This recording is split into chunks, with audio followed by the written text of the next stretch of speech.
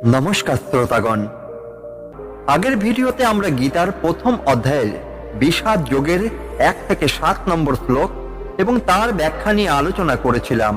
সেখানে ধৃতরাষ্ট্র এবং দুর্যোধনের কথোপকথনের মাধ্যমে আমরা কুরুক্ষেত্র যুদ্ধের পটভূমি ও উত্তেজনার সূচনা দেখেছি। ধৃতরাষ্ট্রের উদ্বেগ এবং দুর্যোধনের গর্বের মধ্যে যে টানা পড়েন সেটাই গীতার গল্পের মূল সুরটি তৈরি করে। আজকের ভিডিওতে আমরা গীতার প্রথম অধ্যায়ের পরবর্তী শ্লোকগুলোর ব্যাখ্যা নিয়ে কথা বলবো, যেখানে অর্জুনের দ্বিধা এবং সংকট আরো গভীরভাবে উঠে এসেছে। কিভাবে একজন যোদ্ধা যুদ্ধক্ষেত্রে দাঁড়িয়ে আপনজনের বিপক্ষে লড়াই করতে গিয়ে মানব সংকটে পড়েন, তা আমরা আজকের শ্লোকগুলোর মাধ্যমে বুঝতে চেষ্টা করব। যদি আগের ভিডিওটি এখনো না দেখে থাকেন তবে নিচে ডেসক্রিপশনে লিংক দিয়ে রেখেছি, আগের অংশটি দেখে নিলে আজকের আলোচনাটি আরো সহজ হবে। তাহলে আর দেরি না করে চলুন শুরু করি আজকের আলোচনা। ভিডিওটি যদি আপনাদের ভালো লাগে তবে দয়া করে লাইক, শেয়ার এবং আমাদের চ্যানেলটি সাবস্ক্রাইব করতে ভুলবেন না। গীতার প্রথম অধ্যায় বিষাদ যোগের 8ম শ্লোকে দুর্যোধন তার বাহিনীর প্রধান যোদ্ধাদের শক্তি সম্পর্কে দ্রোণাচার্যকে আরো জানাচ্ছেন। এই শ্লোকে দুর্যোধন তার পক্ষে নেতৃস্থানীয় শক্তিশালী যোদ্ধাদের কথা উল্লেখ করেন, যারা পাণ্ডবদের বিরুদ্ধে যুদ্ধে গুরুত্বপূর্ণ ভূমিকা পালন করবে। 8ম শ্লোকটি হল, ভবান্ত বিভীষ্মশ্চ কর্ণশ্চ কৃপশ্চ সমিতিঞ্জয় অশ্বত্থামা বিকর্ণশ্চ সৌমদত্তিস্তৈব চ। আপনি ভীষ্ম, কর্ণ, যুদ্ধজয়ী কৃপ, অশ্বত্থামা, বিকর্ণ এবং সোমদত্তের পুত্র ভূরিশ্রবা সকলে এখানে উপস্থিত আছেন। এই শ্লোকে দুর্যোধন দ্রোণাচার্যকে তার পক্ষের প্রধান প্রধান যোদ্ধাদের নাম ও তাদের শক্তি সম্পর্কে জানাচ্ছেন। এখানে দুর্যোধন বোঝাতে চেয়েছেন যে তার পক্ষেও এমন কিছু দক্ষ ও শক্তিশালী যোদ্ধা আছেন যারা যুদ্ধে বিশেষ ভূমিকা পালন করতে পারবেন। প্রধান যোদ্ধাদের পরিচয় ও শক্তি হলো এটাই। ভীষ্ম ছিলেন কৌরবদের প্রধান সেনাপতি এবং কৌরব ও পাণ্ডব উভয় পক্ষে তিনি একজন অত্যন্ত সম্মানিত যোদ্ধা। তিনি তার অসাধারণ শক্তি ও যুদ্ধ কৌশল দ্বারা সকলের শ্রদ্ধা অর্জন করেছিলেন এবং প্রতিজ্ঞা করেছিলেন যে যতদিন পর্যন্ত তিনি জীবিত থাকবেন ততদিন কৌরবদের পক্ষেই লড়াই করবেন। কর্ণ ছিলেন একজন অসাধারণ বীর এবং দক্ষ ধনুর্ধর। যদিও তিনি সূর্যের পুত্র এবং কুন্তির সন্তান ছিলেন, তবুও পাণ্ডবদের বিরোধিতা করেছিলেন।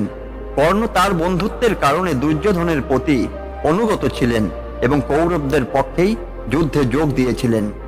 কৃপাচার্য ছিলেন একজন সম্মানিত ব্রাহ্মণ এবং অস্ত্রবিদ্যায় অত্যন্ত পারদর্শী। তিনি ছিলেন একমাত্র ব্যক্তি যিনি যুদ্ধে অংশ নেওয়ার জন্য কোনো আঘাত পাননি এবং কৌরবদের পক্ষেই যুদ্ধ করেছিলেন। অশ্বত্থামা ছিলেন দ্রোণাচার্যের পুত্র এবং অত্যন্ত শক্তিশালী ও সাহসী যোদ্ধা। তাকে অমরত্বের বরদান করা হয়েছিল এবং তিনি পাণ্ডবদের বিরুদ্ধে বিশেষভাবে সক্রিয় ছিলেন।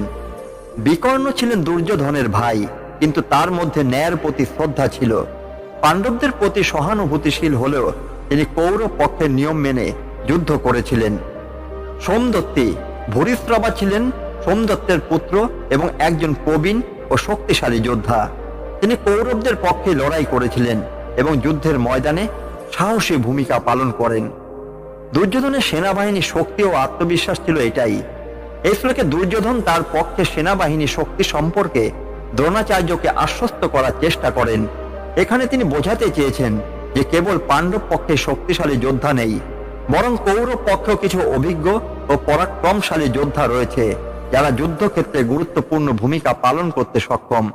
এইভাবে দুর্যোধন তার বাহিনীর ওপর বিশ্বাস স্থাপন করতে চেয়েছেন এবং তার সেনাপতিকে এটি বোঝাতে চেয়েছেন যে তার পক্ষে যোদ্ধারাও কম শক্তিশালী নয়। এই শ্লোকের মাধ্যমে বোঝা যায় যে দুর্যোধন নিজ বাহিনী সম্পর্কে এক ধরনের কৌশলগত আত্মবিশ্বাস প্রকাশ করছেন। তার পক্ষে এমন কিছু দক্ষ যোদ্ধা রয়েছে যারা যুদ্ধক্ষেত্রে প্রতিপক্ষের ওপর শক্তিশালী প্রভাব ফেলতে সক্ষম। মহাভারতের নৈতিকতা এবং জীবনের শিক্ষা হলো এটা। এই শ্লোকের মাধ্যমে আমরা বুঝতে পারি যে কোনো প্রতিযোগিতায় নিজের শক্তি ও সামর্থ্যের ওপর বিশ্বাস রাখা জরুরি। যেমন দুর্যোধন তার বাহিনী দক্ষ যোদ্ধাদের দেখে আত্মবিশ্বাসী হয়েছিলেন, তেমনি আমাদের উচিত জীবনের প্রতিটি চ্যালেঞ্জের সময় আমাদের নিজস্ব শক্তি ও দক্ষতাকে উপলব্ধি করা এবং সঠিকভাবে তার ব্যবহার করা। এর উদাহরণ একটি হলো, কর্পোরেট জগতে যখন একটি কোম্পানি তার প্রতিদ্বন্দ্বীর সাথে প্রতিযোগিতায় থাকে, তখন সেই কোম্পানির জন্য জরুরি হয়ে পড়ে তার দলের দক্ষ সদস্যদের মনোবল বাড়ানো।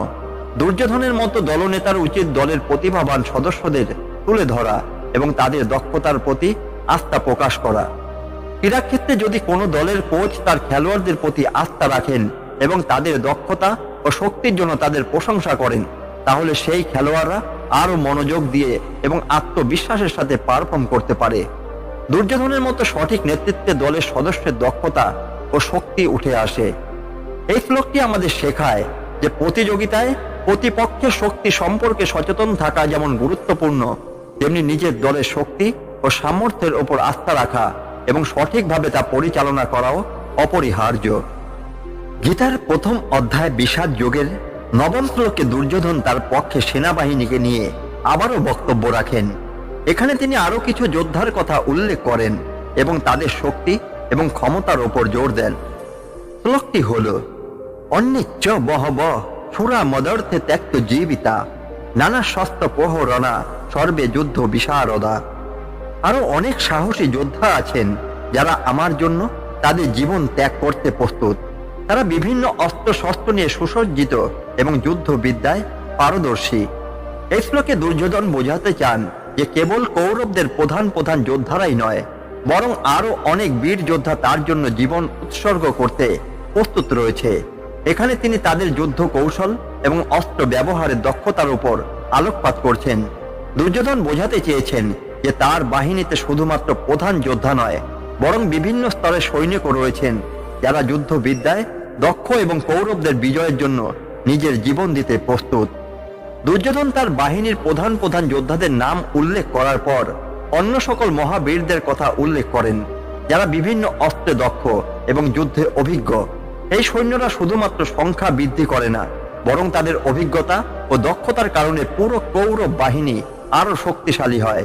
এই অংশটি বোঝায় যে দুর্যোধনের বাহিনীর বিশাল শক্তি এবং সংখ্যার কারণে তারা পাণ্ডবদের তুলনায় যথেষ্ট শক্তিশালী। ত্যাগের মানসিকতা এটাই ছিল।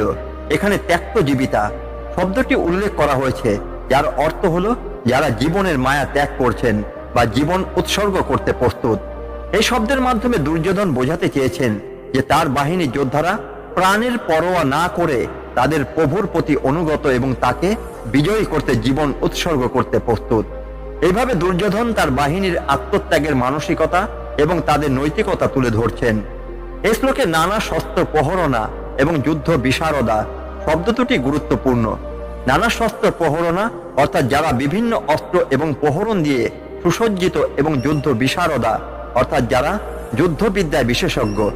দুর্যোধনের বাহিনীতে বিভিন্ন ধরনের অস্ত্রে পারদর্শী যোদ্ধা রয়েছেন যারা বিভিন্ন পরিস্থিতিতে উপযুক্ত যুদ্ধ কৌশল প্রয়োগ করতে পারেন। এই শ্লোকের মাধ্যমে দুর্যোধন আবারও তার বাহিনীর শক্তি এবং সাহসিকতা নিয়ে আত্মবিশ্বাস প্রকাশ করেন। তিনি তার সেনাপতি দ্রোণাচার্যকে বোঝাতে চান যে পাণ্ডব বাহিনী যতই শক্তিশালী হোক না কেন, কৌরবদের শক্তিও কম নয় এবং তাদের বাহিনীর যোদ্ধারা অত্যন্ত পরিশ্রমী এবং দক্ষ। এই শ্লোকটি আমাদের শেখায় যে কোনো দলের সাফল্যের জন্য দলের সদস্যদের সাহস এবং দক্ষতা অত্যন্ত গুরুত্বপূর্ণ। তাদের মানসিকতা এবং নিষ্ঠার মাধ্যমে একটি দল যে কোনো বড় চ্যালেঞ্জ অতিক্রম করতে পারে। এই শ্লোকের শিক্ষা আধুনিক জীবনের বিভিন্ন ক্ষেত্রেও প্রযোজ্য, যেখানে দলগত মনোবল এবং দৃঢ় সংকল্পের প্রয়োজন হয়। একটি উদাহরণ হলো, কর্পোরেট দুনিয়ায় যখন একটি কোম্পানি কোনো বড় প্রকল্প নিয়ে কাজ করে, তখন সেই প্রকল্পের সফলতার জন্য দলের সদস্যদের সাহস এবং একাগ্রতা প্রয়োজন। দুর্যোধনের মতো দলের নেতা যদি দলের সদস্যদের এই আত্মত্যাগ এবং নিষ্ঠার কথা উপলব্ধি করেন, তবে সে দল সফল হতে পারে। যে কোনো জাতীয় বা আন্তর্জাতিক প্রতিযোগিতায় অংশ নেওয়া খেলোয়াড়দের মধ্যেও এই আত্মত্যাগের মানসিকতা দেখা যায়। একটি ফুটবল দলের খেলোয়াড়রা তাদের দলের জন্য আত্মত্যাগ এবং নিজের সর্বোচ্চ দেওয়ার মানসিকতা নিয়ে কাজ করে। এই শ্লোকটি বোঝায় যে দলের সদস্যদের আত্মত্যাগ এবং অনুগত মানসিকতা দলকে যে কোনো কঠিন পরিস্থিতি থেকে বের করে আনতে পারে। দুর্যোধনের বাহিনীর এই আত্মত্যাগের মানসিকতা আমাদের শেখায় যে জীবনে কঠোর পরিশ্রম এবং একাগ্রতা প্রয়োজন, এবং এই গুণাবলী মানুষকে সাফল্যের পথে এগিয়ে নিতে সাহায্য করে। গীতার প্রথম অধ্যায় বিষাদ যোগের 10 শ্লোকে দুর্যোধন তার সেনাবাহিনীর শক্তি এবং পাণ্ডবদের সেনাবাহিনীর মধ্যে তুলনা করে কৌরব বাহিনীর শক্তির প্রতি আস্থা প্রকাশ করছেন। এ শ্লোকে তিনি ভীষ্মের সামরিক অভিজ্ঞতা এবং উপস্থিতির উপর বিশেষ গুরুত্ব আরোপ করছেন, যা তাদের বাহিনীকে আরো শক্তিশালী করে তুলবে বলে তিনি মনে করেন। দশম শ্লোকটি হল অপর্যাপ্তং তদস্মাকং বলং ভীষ্মা বিরক্ষিতম পর্যাপ্তং তিদমেতসাং বলং ভীমাক্ষিরক্ষিতম। ভীষ্ম দ্বারা রক্ষিত আমাদের এই সেনাবাহিনী অপর্যাপ্ত শক্তিশালী, কিন্তু ভীম দ্বারা রক্ষিত পাণ্ডবদের সেনাবাহিনী পর্যাপ্ত শক্তিশালী। এই শ্লোকে দুর্যোধন পাণ্ডব এবং কৌরব বাহিনীর শক্তির তুলনা করে তার বাহিনীর শক্তির প্রতি আত্মবিশ্বাসের প্রকাশ করছেন। এখানে তিনি বিশেষ করে ভীষ্মের কথা উল্লেখ করছেন, কারণ তিনি মনে করেন যে ভীষ্মের উপস্থিতি কৌরব বাহিনীকে অপরাজয় করে তুলবে। অপর্যাপ্তং এই শব্দটি অসীম শক্তিশালী বা অপর্যাপ্ত শক্তিশালী বোঝায়। দুর্যোধন বোঝাতে চান যে কৌরবদের বাহিনী অপরিসীম শক্তিশালী, বিশেষ করে ভীষ্মের উপস্থিতি তাদের শক্তিকে আরো শক্তিশালী করেছে। পর্যাপ্তং এই শব্দটি যথেষ্ট শক্তিশালী বোঝায়। এখানে দুর্যোধন পাণ্ডবদের বাহিনীর শক্তিকে স্বীকার করলেও তা তার বাহিনীর মতো অসীম নয় বলে মনে করেন। ভীমের উপস্থিতি পাণ্ডবদের বাহিনীকে শক্তিশালী করছে, তবে তার সীমাবদ্ধতা রয়েছে বলে তিনি মনে করেন। দুর্যোধন এখানে বোঝাতে চান যে ভীষ্মের সামরিক অভিজ্ঞতা এবং প্রতিজ্ঞার কারণে কৌরব বাহিনী শক্তিশালী হয়ে উঠছে। ভীষ্ম কৌরবদের প্রধান সেনাপতি এবং তিনি প্রতিজ্ঞাবদ্ধ যে যতদিন তিনি জীবিত থাকবেন ততদিন কৌরবদের পক্ষে যুদ্ধ করবেন। দুর্যোধন মনে করেন যে ভীষ্মের উপস্থিতি কৌরব বাহিনীকে এক বিশেষ সুবিধা প্রদান করছে, যা তাদের শক্তিশালী করছে এবং পাণ্ডবদের তুলনায় তারা এগিয়ে রয়েছে। অন্যদিকে দুর্যোধন পাণ্ডব বাহিনীর প্রধান শক্তি হিসাবে ভীমের কথা উল্লেখ করছেন। ভীম ছিলেন মহাবলী এবং কৌরবদের জন্য এক অন্যতম হুমকি। তবে দুর্যোধনের মতে ভীমের উপস্থিতি সত্ত্বেও পাণ্ডব বাহিনী কৌরবদের তুলনায় সীমাবদ্ধ এবং পরাজিত হতে পারে। তিনি ভাবেন যে কৌরবদের অপরিসীম শক্তির সামনে ভীম যথেষ্ট হলেও বিজয় লাভের জন্য পাণ্ডবদের বাহিনী দুর্বল। দুর্যোধনের এই আত্মবিশ্বাসমূলক বক্তব্য কেবল তার বাহিনীর শক্তি তুলে ধরাই নয়, বরং কৌশলগত মনোভাবকেও প্রকাশ করে। তিনি যুদ্ধের আগে তার বাহিনীর সেনাপতি এবং যোদ্ধাদের মনোবল বাড়াতে চেয়েছেন, যাতে তারা পাণ্ডবদের বাহিনীর তুলনায় নিজেদের শক্তিশালী ভাবতে পারেন এবং আত্মবিশ্বাসের সাথে লড়াই করতে পারেন। এই শ্লোকটি আমাদের শেখায় যে যে কোনো বড় প্রতিযোগিতায় সাফল্য অর্জন করতে হলে আত্মবিশ্বাস এবং পরিকল্পনার প্রয়োজন। ভীষ্মের মতো অভিজ্ঞ ব্যক্তি দলের শক্তি বৃদ্ধি করতে পারে, তবে আত্মবিশ্বাস এবং দৃঢ় মানসিকতা বজায় রাখতে হবে। এই শ্লোকটি আজকের জীবনের বিভিন্ন পরিস্থিতিতে প্রাসঙ্গিক। উদাহরণস্বরূপ হলো এটি ক্রীড়াক্ষেত্রে যখন কোনো দলের একজন অভিজ্ঞ খেলোয়াড় তাদের নেতৃত্ব দেয়, তখন দলের সদস্যরা তার অভিজ্ঞতার উপর ভরসা করে এবং ভালো পারফরম্যান্স করতে পারে। একটি ফুটবল দলের ক্যাপ্টেন তার অভিজ্ঞতা দিয়ে দলের মনোবল বাড়ায়, যা দলের জন্য অপরিসীম শক্তির প্রতীক হয়ে ওঠে। কর্পোরেট জগতে একজন দক্ষ ও অভিজ্ঞ ম্যানেজার তার দলের শক্তি ও সাহসিকতা বাড়িয়ে তুলতে পারে। তার উপস্থিতিতে দলের সদস্যরা নিজে শক্তিশালী মনে করে এবং কাজের প্রতি আত্মবিশ্বাস বাড়ে। এভাবে দুর্যোধনের মতো ম্যানেজার ও দলের শক্তির ওপর আস্থা রেখে সদস্যদের মনোবল বাড়াতে পারেন। এই শ্লোকটি বোঝায় যে শক্তিশালী নেতৃত্ব এবং কৌশলগত মনোভাব যে কোনো দলকে বড় চ্যালেঞ্জ আত্মবিশ্বাসের সাথে লড়াই করতে সাহায্য করে।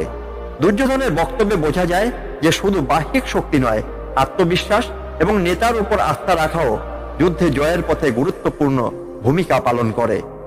গীতার প্রথম অধ্যায় বিষাদ যোগের 11 শ্লোকে দুর্যোধন যুদ্ধের প্রেক্ষাপটে তার আত্মবিশ্বাস ও কৌশলগত পরিকল্পনা সম্পর্কে আরো বিস্তারিত আলোচনা করেন। তিনি সেনাপতি দ্রোণাচার্যের সঙ্গে আলোচনা করে দেখাচ্ছেন কিভাবে তার সেনাবাহিনী ভীষ্মের মতো মহাবীরদের নেতৃত্বে শক্তিশালী হয়ে উঠছে। শ্লোকটি হল তস্মাৎ শরৎ মা দৃশ্য হৃদিষ্ট ষ্টাট তেজ অর্থহিত ক্ষিতি সন্তে দেহি স্থিতি রথ। সুতরাং আপনি বাহিনীর জন্য গঠন করুন এবং আপনার অভিজ্ঞান দিয়ে হৃদয় স্থিতি রাখুন। এই শ্লোকে দুর্যোধন দ্রোণাচার্যকে নির্দেশ দিচ্ছেন কিভাবে সেনাবাহিনীকে সংগঠিত করতে হবে এবং কিভাবে সঠিকভাবে যুদ্ধের পরিকল্পনা করতে হবে। এখানে কিছু গুরুত্বপূর্ণ দিক তুলে ধরা হচ্ছে। দুর্যোধন সেনাপতি দ্রোণাচার্যের কাছে সেনাবাহিনী গঠন নিয়ে নির্দেশনা দিচ্ছেন। তিনি মনে করেন যে সঠিকভাবে পরিকল্পনা এবং বাহিনীর কার্যকরী গঠন যুদ্ধের ফলাফলকে প্রভাবিত করতে পারে। এখানে তস্মাৎ শরথমাদিশ্য কথার মাধ্যমে দুর্যোধন বোঝাতে চান যে পরিকল্পনার ভিত্তিতে বাহিনীকে সজ্জিত করা প্রয়োজন। এই শ্লোকের মাধ্যমে দুর্যোধন নির্দেশ দিচ্ছেন যে যুদ্ধে সফল হতে হলে আত্মবিশ্বাস ও সংকল্প অপরিহার্য। সেনাবাহিনীর নেতা হিসাবে দ্রোণাচার্যের উপর ভরসা রাখতে হবে এবং তার অভিজ্ঞতার উপর নির্ভর করতে হবে। এর মাধ্যমে তিনি বোঝাতে চান যে নেতৃত্বের দিকে বিশেষ গুরুত্ব দিতে হবে। দুর্যোধন বলেন যে সেনাবাহিনীর নেতাদের সতর্ক থাকতে হবে এবং শত্রুর অবস্থান এবং কৌশল সম্পর্কে সচেতন থাকতে হবে। এটি বোঝাতে চেয়েছে যে যুদ্ধে পরিকল্পনা ছাড়া অগ্রসর হওয়া উচিত নয় এবং সঠিক তথ্যের ভিত্তিতে সিদ্ধান্ত নিতে হবে। এই শ্লোকের মাধ্যমে বোঝা যায় যে কোনো প্রতিযোগিতায় সফলতা অর্জনের জন্য সঠিক পরিকল্পনা এবং আত্মবিশ্বাসের প্রয়োজন।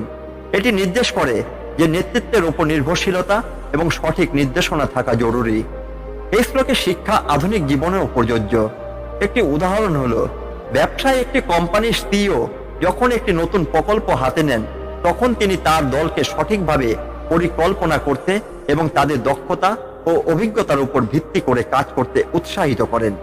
এভাবে কোম্পানির সদস্যরা নিজেদের ভূমিকা সম্পর্কে পরিষ্কার ধারণা পায় এবং আত্মবিশ্বাসী হয়ে কাজ করে। একটি ক্রিকেট দলের কোচ যখন একটি গুরুত্বপূর্ণ ম্যাচের আগে দলের সদস্যদের প্রস্তুত করে তখন তিনি তাদের দক্ষতা ও অভিজ্ঞতা নিয়ে আলোচনা করেন এবং সতর্কতামূলক নির্দেশনা দেন। এটি দলের মনোবল বাড়ায় এবং তাদের জয়ের সম্ভাবনা বাড়ায়। এই শ্লোকটি বোঝায় যুদ্ধে যারা জীবনের যে কোনো ক্ষেত্রে সাফল্যের জন্য সঠিক পরিকল্পনা, আত্মবিশ্বাস এবং কার্যকর নেতৃত্বের প্রয়োজন।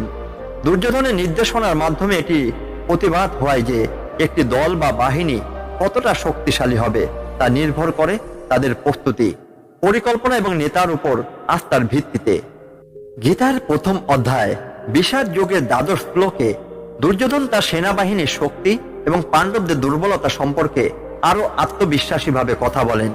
এখানে তিনি বোঝাতে চান যে তার বাহিনীর সেনা সংখ্যা এবং তাদের শক্তি কেমনভাবে বিজয়ের সম্ভাবনা বাড়াতে পারে। শ্লোকটি হল, পশ্যৈহ সমবেতান পূর্ণ সিদ্ধ সিদ্ধা চার অর্থমতম্য ব্যতীতেন তু স্বামী দিধি মহারথম। এখন তুমি এই পুরুষ সেনাবাহিনীকে দেখো, যাদের সামনে সকল বিখ্যাত যোদ্ধা রয়েছে, তাদের শক্তি অপরিসীম। দুর্যোধন এই শ্লোকে সেনাবাহিনী এবং তাদের শক্তির উল্লেখ করছেন এবং তার মনোবল বাড়াতে চাইছেন। এখানে বিভিন্ন দিক রয়েছে যা বিশ্লেষণ করা যেতে পারে। দুর্যোধন পুরুষ সেনাবাহিনীর উপস্থিতির দিকে ইঙ্গিত করছেন। পশ্যহ সমবেতান পূর্ণ বাক্যে তিনি বোঝাতে চান যে কুরুর বাহিনী প্রস্তুত এবং শক্তিশালী, যা তাদের শক্তির পরিচয় দেয়। সেনাবাহিনীর এই উপস্থিতি এবং প্রস্তুতি তার আত্মবিশ্বাসের এক গুরুত্বপূর্ণ অংশ। দুর্যোধন সিদ্ধ সিদ্ধাচার শব্দটি ব্যবহার করছেন, যার অর্থ হল যোদ্ধাদের অভিজ্ঞতা ও গুণ। এখানে তিনি যুদ্ধবিদ্যা এবং অন্যান্য ক্ষেত্রের অভিজ্ঞ যোদ্ধাদের উপস্থিতির কথা বলছেন, যা কুরুর বাহিনীকে আরো শক্তিশালী করে তোলে। এই অভিজ্ঞতা এবং গুণের কারণে কুরুর বাহিনী যুদ্ধ করার সক্ষমতা বৃদ্ধি পায়। এখন দুর্যোধন বোঝাতে চান যে শক্তিশালী যোদ্ধাদের সঙ্গে যুদ্ধে অংশগ্রহণের ফলে তার বাহিনীর মনোবল বাড়বে। এটি দলের সদস্যদের মধ্যে আত্মবিশ্বাস তৈরি করবে এবং তাদের পরস্পরের প্রতি আস্থা বাড়াবে। দুর্যোধন জানাচ্ছেন যে কুরুর বাহিনী যোদ্ধাদের মধ্যে অনেকেই বিখ্যাত এবং অভিজ্ঞ।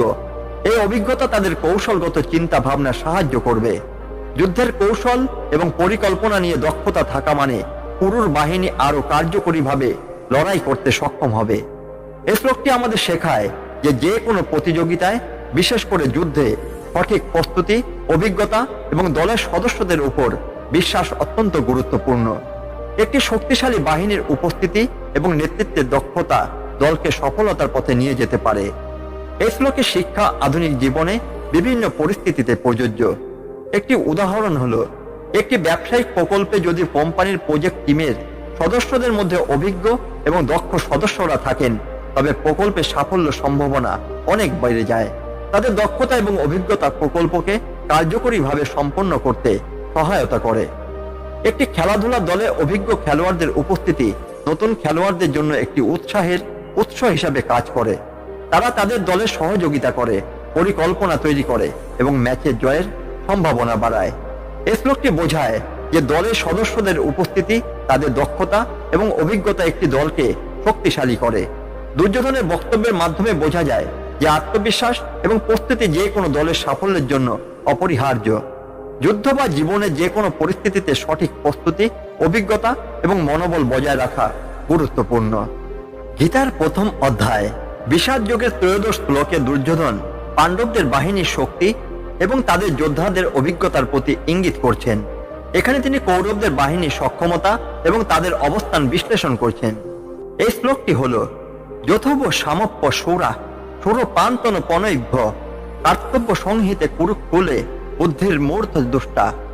শক্তিশালী যোদ্ধাদের সঙ্গে এই কুরুর বাহিনীর প্রস্তুত রয়েছে, যারা অত্যন্ত সাহসী এবং যুদ্ধে অভিজ্ঞ। এই শ্লোকটিতে দুর্যোধন পাণ্ডবদের বাহিনীর শক্তির প্রতি সতর্কতা জ্ঞাপন করছেন এবং তাদের সাহস ও দক্ষতার প্রশংসা করছেন। এখানে কিছু গুরুত্বপূর্ণ পয়েন্ট বিশ্লেষণ করা যেতে পারে। দুর্যোধন এখানে পাণ্ডবদের বাহিনীর যোদ্ধাদের শক্তি ও সাহসের কথা উল্লেখ করছেন। যথব সামপ্য সুরা বাক্যে বোঝানো হচ্ছে যে পাণ্ডবদের বাহিনী খুব শক্তিশালী, যা তাদের যুদ্ধের জন্য প্রস্তুত। শক্তিশালী যোদ্ধাদের উপস্থিতি যুদ্ধে প্রতিরোধের একটি প্রধান উপাদান। সুরপান্তন শব্দটির মাধ্যমে দুর্যোধন পাণ্ডবদের বাহিনীর সদস্যদের সাহস এবং তাদের যুদ্ধের অভিজ্ঞতার কথা উল্লেখ করছেন। এই অভিজ্ঞতা তাদের যুদ্ধের সময় সঠিক সিদ্ধান্ত নিতে সাহায্য করবে, যা একটি গুরুত্বপূর্ণ বিষয়। দুর্যোধন জানাচ্ছেন যে পাণ্ডবদের বাহিনী খুব সাহসী, যা তাদেরকে যুদ্ধে লড়াই করার জন্য উজ্জীবিত করে। এই সাহস ও মনোবল তাদের বিজয়ের সম্ভাবনা বাড়িয়ে দেয়। দুর্যোধন বোঝাতে চেয়েছেন যে কেবল শক্তি নয়, বরং সাহস এবং মনোবল যুদ্ধের একটি গুরুত্বপূর্ণ অংশ। দুর্যোধন জানাচ্ছেন যে পাণ্ডবদের বাহিনী তাদের নেতৃত্বের কারণে আরো শক্তিশালী হয়েছে। এই নেতৃত্ব তাদের পরিকল্পনা ও কৌশলগত দিক থেকে সঠিকভাবে পরিচালনা করতে সহায়তা করবে। এই শ্লোকটি আমাদের শেখায় যে যুদ্ধে বা জীবনের যে কোনো ক্ষেত্রে সাহস এবং অভিজ্ঞতা অপরিহার্য। কেবল বাহিনী শক্তিশালী হলেই চলবে না, তাদের মধ্যে সাহস ও আত্মবিশ্বাসও থাকতে হবে। এই শ্লোকের শিক্ষা আধুনিক জীবনে বিভিন্ন পরিস্থিতিতে প্রযোজ্য। একটি উদাহরণ হলো একজন ব্যবসায়িক নেতা যখন তার দলের সদস্যদের সঙ্গে গুরুত্বপূর্ণ একটি প্রকল্প হাতে নেন, তখন তিনি তাদের অভিজ্ঞতা এবং সাহসের উপর নির্ভর করেন। যদি দলের সদস্যরা অভিজ্ঞ এবং সাহসী হন, তবে তারা সমস্যার সমাধানে আরো কার্যকরীভাবে কাজ করতে সক্ষম হয়। একটি খেলাধুলার দলে অভিজ্ঞ খেলোয়াড়ের নতুন সদস্যদের সাহস দেন এবং তাদের কর্মদক্ষতা বাড়ায়। তাদের উপস্থিতি এবং নেতৃত্ব দলের মনোবল বৃদ্ধি করে এবং খেলা জয়ের সম্ভাবনা বাড়ায়। এই শ্লোকটি বোঝায় যে একটি দলের শক্তি কেবল তাদের সংখ্যার দ্বারা নয়, বরং তাদের সাহস, অভিজ্ঞতা এবং নেতৃত্বের দক্ষতার দ্বারা নির্ধারিত হয়। দুর্যোধনের বক্তব্যের মাধ্যমে প্রতিবাদ হয় যে যুদ্ধের ময়দানে যোদ্ধাদের সাহস, শক্তি অপরিহার্য। জীবনের যে কোনো ক্ষেত্রে সাফল্যের জন্য এই গুণগুলোর প্রয়োজন রয়েছে। গীতার প্রথম অধ্যায় বিষাদ যোগের 14 নম্বর শ্লোকে দুর্যোধন পাণ্ডবদের বাহিনীর শক্তি এবং তাদের নেতাদের সাহস ও দক্ষতার কথা উল্লেখ করছেন। তিনি দেখাতে চান যে কৌরবদের বাহিনীর সামনের যোদ্ধাদের অভিজ্ঞতা ও শক্তির প্রতি লক্ষ্য রেখেই কিভাবে লড়াই করতে হবে। শ্লোকটি হল অথৈব স্বর নাই বই সুরসচ্চ মাধবনাথ আহ শ্রীহস্ত ঘন সুরবস্য কিছু। এবং যে সকল মহাবীরেরা আছেন তারা সকলেই পাণ্ডবদের অধীনে সুর ও সাহসী, তাদের শক্তি অপরিসীম। এই শ্লোকটিতে দুর্যোধন পাণ্ডবদের বাহিনীর শক্তি এবং তাদের নেতাদের কথা উল্লেখ করে কৌরবদের বাহিনীর অসাধারণত্বকে চ্যালেঞ্জ করছেন। এখানে কিছু গুরুত্বপূর্ণ পয়েন্ট বিশ্লেষণ করা যেতে পারে। দুর্যোধন উল্লেখ করছেন যে পাণ্ডবদের বাহিনীর সদস্যরা ষোড়শ এবং সাহসী, অর্থাৎ পাণ্ডবদের বাহিনী কেবল শক্তিশালী নয়, বরং তাদের সদস্যরা অভিজ্ঞ যোদ্ধা এবং সাহসী। এই গুণ তাদের যুদ্ধের দক্ষতা বাড়ায়। শ্লোকটিতে দুর্যোধন বোঝাতে চান যে কেবল শক্তির ভিত্তিতে যুদ্ধে সফল হওয়া সম্ভব নয়, সাহস ও আত্মবিশ্বাসও জরুরি। পাণ্ডবদের বাহিনী যেহেতু শক্তিশালী এবং সাহসী, তাই তারা যুদ্ধে লড়াই করতে প্রস্তুত। দুর্যোধন পাণ্ডবদের নেতৃত্বে উল্লেখ করছেন, যা তাদের বাহিনীর জন্য গুরুত্বপূর্ণ। পাণ্ডবদের নেতা শ্রীকৃষ্ণ, যিনি একটি শক্তিশালী কৌশলগত চিন্তাধারার প্রতীক, কৌশলগত দিক থেকে পাণ্ডবদের আরো শক্তিশালী করছে। এই শ্লোকটি বুঝিয়ে দেয় যে যুদ্ধে মানসিক প্রস্তুতি এবং সাহসের গুরুত্ব অপরিসীম। দুর্যোধন জানাচ্ছেন যে যোদ্ধাদের মধ্যে আত্মবিশ্বাস থাকলে তারা যুদ্ধের সময় সঠিক সিদ্ধান্ত নিতে পারবে। এই শ্লোকটি আমাদের শেখায় যে কোনো পরিস্থিতিতে, বিশেষ করে সংঘাত বা প্রতিযোগিতায়, কেবল শারীরিক শক্তি নয়, বরং অভিজ্ঞতা, সাহস এবং সঠিক নেতৃত্বের প্রয়োজন। সাহস ও আত্মবিশ্বাস বজায় রাখলে একটি দলের কার্যক্ষমতা বাড়ে। এই শ্লোকের শিক্ষা আধুনিক জীবনে বিভিন্ন পরিস্থিতিতে প্রযোজ্য। উদাহরণস্বরূপ একটি বড় ব্যবসায়িক প্রজেক্টে যদি অভিজ্ঞ এবং সাহসী সদস্যরা থাকেন, তবে তারা কার্যকরীভাবে সমস্যা সমাধানে সক্ষম হন। দলের সদস্যরা যদি দৃঢ় প্রতিজ্ঞ হন এবং একসঙ্গে কাজ করতে পারেন, তবে প্রকল্পের সাফল্য অর্জন করা সম্ভব। এই শ্লোকটি বোঝায় যে একটি দলের সাফল্য কেবল তাদের শক্তির দ্বারা নির্ধারিত হয় না, বরং তাদের অভিজ্ঞতা, সাহস এবং নেতৃত্বের উপর নির্ভর করে। দুর্যোধনের এই বক্তব্যে দেখা যায় যে যুদ্ধে বা জীবনের যে কোনো ক্ষেত্রে যোদ্ধাদের সাহস এবং নেতৃত্বের গুরুত্ব অপরিসীম। বন্ধুরা, আজকের ভিডিওতে আমরা গীতার প্রথম অধ্যায়ের 8 থেকে 14 নম্বর শ্লোক এবং তার ব্যাখ্যা নিয়ে আলোচনা করলাম। এই শ্লোকগুলোতে আমরা কুরুক্ষেত্র যুদ্ধের প্রস্তুতির উত্তেজনা এবং বিভিন্ন পক্ষের যোদ্ধাদের মনোভাব দেখতে পেলাম। এই আলোচনা আমাদের আরো স্পষ্টভাবে বোঝায় কিভাবে গীতার শিক্ষাগুলো জীবনের প্রতিটি ক্ষেত্রে প্রাসঙ্গিক। পরবর্তী ভিডিওতে আমরা এই অধ্যায়ের পরবর্তী শ্লোকগুলো নিয়ে আলোচনা করব। যদি এই ভিডিওটি ভালো লেগে থাকে, তবে লাইক, শেয়ার, আপনার মতামত এবং পরামর্শ জানাতে পারেন। কোনো বিষয়গুলো নিয়ে আরো আলোচনা দেখতে চান। ধন্যবাদ এবং আবার দেখা হবে পরবর্তী ভিডিওতে। সবাই ভালো থাকুন। সবাই মিলে বলুন জয় শ্রীকৃষ্ণ।